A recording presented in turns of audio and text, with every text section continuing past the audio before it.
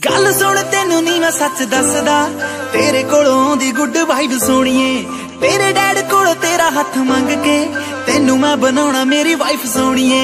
गल सुन तेनू नी मैं सच दसदा, तेरे कोलों दी गुड वाइब सोनिए। तेरे डैड कोलों तेरा हथ मंग के तेनू मैं बनाना मेरी वाइफ सोनिए।